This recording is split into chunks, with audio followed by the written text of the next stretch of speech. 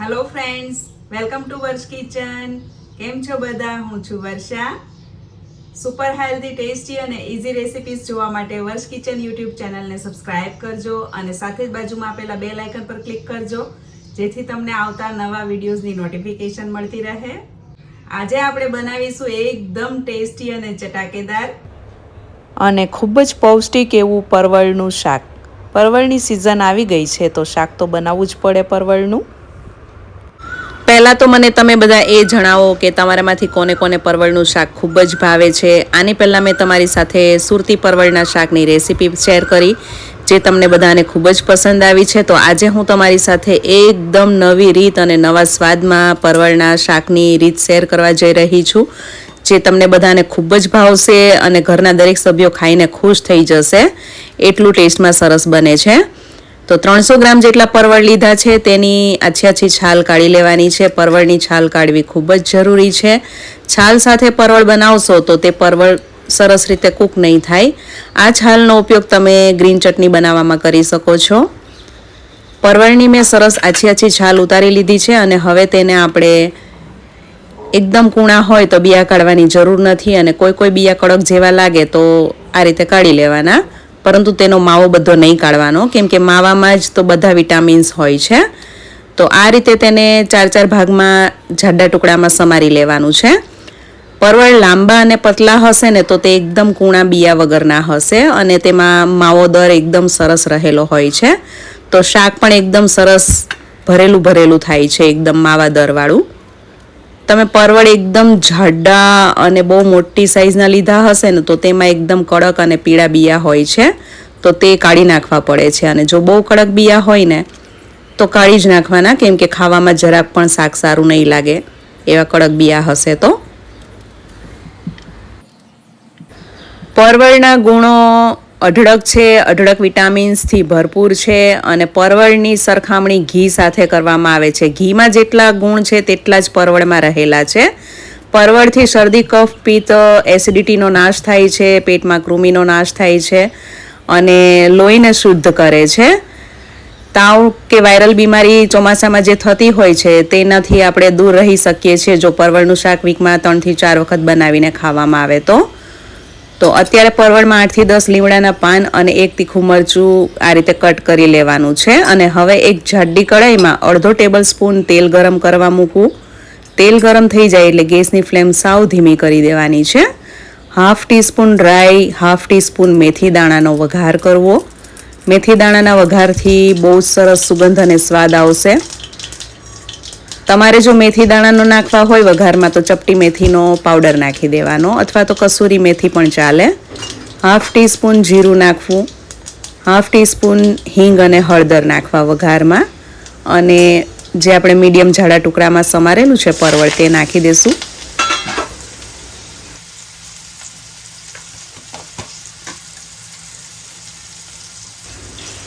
સ્વાદ પ્રમાણે નમક નાખવું, અને નમક પહેલેથી થોડું ઓછું નાખવું, કેમ કે પરવળ થોડા કૂક થશે ને એટલે ગળી જશે.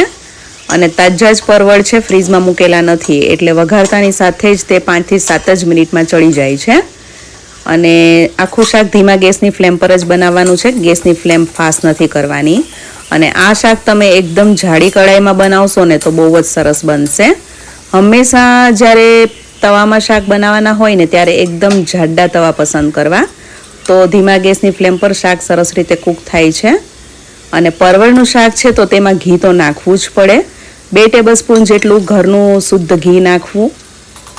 આ શાક માત્ર ઘીમાં પણ બનાવવામાં આવે છે. માત્ર ઘીમાં બનાવેલું પરવળનું શાક તો ખાવામાં બહુ જ સ્વાદિષ્ટ અને બહુ જ પૌષ્ટિક એવું તૈયાર થાય છે. અત્યારે મેં માત્ર વઘાર પૂરતું તેલ લીધું હતું અને ત્યારબાદ આ રીતે પાછળથી કાચું ઘી નાખવાનું છે. અને હવે તેને ધીમા ગેસની ફ્લેમ પર 5 મિનિટ સુધી ઢાંકીને થવા દેવાનું છે. વચ્ચે આપણે 2 મિનિટે ખોલીને ઢાંકણમાં જે વરાળ પડી હોય તે અંદર જ પાડી દેવાની, જેથી શાકમાં મોઇસ્ચરનું પ્રમાણ જળવાઈ રહે. અને આ રીતે ચમચી વડે ચલાવી લેવાનું. બધી બાજુથી સરસ રીતે કૂક થશે, આ રીતે ફેરવી લેવાનું. અને ગેસની ફ્લેમ મેં સાવ ધીમી જ રાખી છે.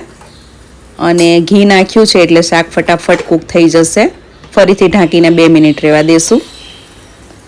ટોટલ 5 થી 6 મિનિટમાં મેં 2 વખત આ રીતે ચમચી વડે ચલાવ્યું છે.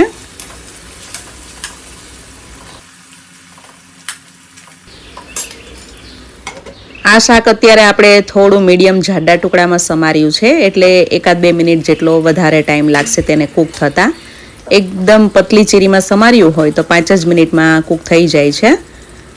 તો હવે શાક એકદમ સરસ ગળી ગયું છે અને એમાં એક મોટો ટુકડો આદુ ખમણીને નાખવાનું છે. આદુથી શાકનો સ્વાદ અને સુગંધ બહુ જ સરસ એવો આવે છે અને શાક પચવામાં પણ એકદમ હળવું બને છે. આદુ નાખતાની સાથે જ અત્યારે શાકમાંથી સુગંધ બહુ સરસ એવી આવવા લાગી છે અને પરવળના ટુકડા એકદમ સરસ ગળી ગયા છે. પરવળને આ રીતે થોડું મીડિયમ જાડા ટુકડામાં સમારેલું હશે ને તો તે કૂક થઈ ગયા પછી દેખાશે નહીં, તો પછી શાકના ટુકડા દેખાશે પણ નહીં. અને હવે મેઇન સ્વાદ છે, જે સિક્રેટ વસ્તુ, એ છે પાકું કેળું. તો એક પાકું કેળું મીડિયમ પતલી સ્લાઇસમાં સમારીને નાખવાનું છે. કેળું સેજ કાચું હશે તો નહીં સારું લાગે, એટલે પાકા કેળાનો જ ઉપયોગ કરવાનો છે. અને પાકું કેળું નાખતાની સાથે જ શાકમાં એક લચકા પડતો રસો તૈયાર થઈ જશે. અને જો પાકું કેળું હશે ને તો જ આ શાકમાંથી તેલ ઘી છૂટું પડીને અલગ છૂટું પડશે. નહીં તો શું થશે કે કેળું જરા પણ કાચું હશે ને તો તે બધું ઘી તેલ શોષી લેશે અને શાક એકદમ ડ્રાય એટલે કે કોરું કોરું થઈ જશે.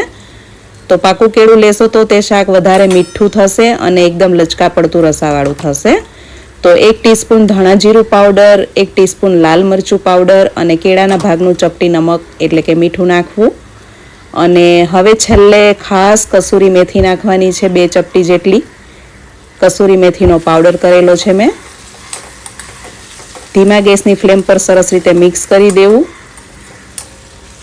અને હજુ એક સિક્રેટ મસાલો છે જે શાકના સ્વાદ અને સુગંધને ડબલ કરી દેશે, અને એ મસાલો છે આખા ધાણા, વરિયાળી અને કાળા મરીનો પાવડર. 1 ટીસ્પૂન જેટલો આ પાવડર નાખી દેવાનો છે. સૂકા આખા ધાણા આવે છે, વરિયાળી અને કાળા મરીને મિક્સરમાં મેં દળીને ડબ્બી ભરેલી રાખી છે. હું જનરલી મારા દરેક શાકમાં નાખતી જ હોઉં છું. તો આ પાવડર નાખતાની સાથે જ શાકમાંથી સુગંધ એકદમ મસ્ત આવી રહી છે અત્યારે, અને આને કારણે જ શાકનો સ્વાદ એકદમ સરસ વધીને આવશે. તો શાક બની ગયું છે. હવે આપણે તેને ઢાંકીને ગેસ બંધ કરી દઈશું અને 2 મિનિટ સિજવા દઈશું. ત્યારબાદ કોથમીર નાખવી. કોથમીર ધોઈને સમારીને એડ કરી દીધી છે મેં. અને જુઓ તમે કેટલું સરસ લચકા પડતું શાક તૈયાર થયું છે. આ શાકને ખાસ જવાર બાજરી મકાઈની રોટલી સાથે સર્વ કરવામાં આવે છે. અમારા ઘરમાં જવાર બાજરી મકાઈની રોટલી સાથે આ રીતે બનાવેલું પરવળનું શાક બધાને ખૂબ જ પસંદ છે. અને આ શાકનો સ્વાદ ગળચટ્ટો, નમકીન, તીખો એવો આવે છે. અને આપણે તેમાં જે મસાલા નાખ્યા છે તેને કારણે શાકનો સ્વાદ ખૂબ જ વધી જાય છે. આમાં કોઈ પણ પ્રકારના ગરમ મસાલા કે સુગર કે લીંબુ એવું કશું જ નાખવાની જરૂર નથી. લસણ કે ડુંગળી, ટામેટાં કંઈ જ નહીં નાખો તો પણ આ શાક સ્વાદમાં એકદમ ચડિયાતું બને છે. તો ગરમા ગરમ કરારી રોટલી સાથે આપણે અત્યારે આ શાકને સર્વ કરી રહ્યા છીએ. તમે આ શાક શેની સાથે વધુ ખાવાનું પસંદ કરશો તે પણ મને કમેન્ટ્સમાં જરૂરથી જણાવજો. અને તમને કેવા પ્રકારનું બનેલું પરવળનું શાક વધારે ભાવે છે, ભરેલા પરવળ, સૂકા પરવળ, ગ્રેવીવાળા પરવળ, તમે કેવા પ્રકારના પરવળનું શાક ખાવાનું વધુ પસંદ કરો છો તે પણ મને જરૂરથી જણાવજો. તો એકદમ મસ્ત ક્રિસ્પી રોટલી સાથે અત્યારે હું પરવળનું શાક સર્વ કરી રહી છું.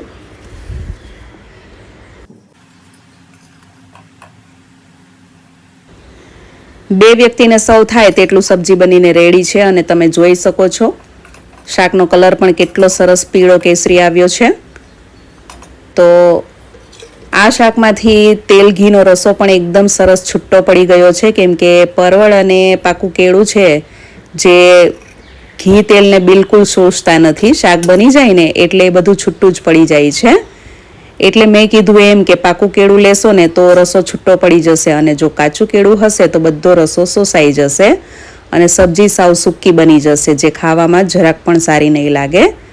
તો ગરમા ગરમ સબ્જી અને ગરમા ગરમ આ મલ્ટીગ્રેઇન રોટલી છે, આપણી દેશી મલ્ટીગ્રેઇન રોટલી છે, આની સાથે આ શાક ખાવાની બહુ જ મજા આવે છે. તમે પણ ચોક્કસ એક વખત આ રીતે આ રેસીપી જરૂરથી ટ્રાય કરજો અને બન્યા પછી કેવી બને છે ને તે પણ મને જરૂરથી જણાવજો. તમારામાંથી કોને કોને કેળાનું શાક ખૂબ જ ભાવે છે? જેમને પાકા કેળાનું શાક ખૂબ ભાવતું હશે ને તેમને તો આ શાક ખાવાની મજા પડી જશે. કોઈ પણ પ્રકારના ગરમ મસાલા, ડુંગળી, લસણ વગર પણ આજે આપણું આ જૈન સ્વામિનારાયણ પરવળનું શાક બનીને તૈયાર છે અને માત્ર 10 જ મિનિટમાં બની જાય છે. ખૂબ જ પૌષ્ટિક અને સ્વાદિષ્ટ એવું અઢળક વિટામિન્સ અને ફાઇબરથી ભરપૂર છે. તમને જો આજના પરવળના શાકની રેસીપી ગમી હોય તો વિડીયોને લાઇક અને શેર કરજો અને ચેનલને સબસ્ક્રાઈબ કરજો. Thank you for watching and stay healthy.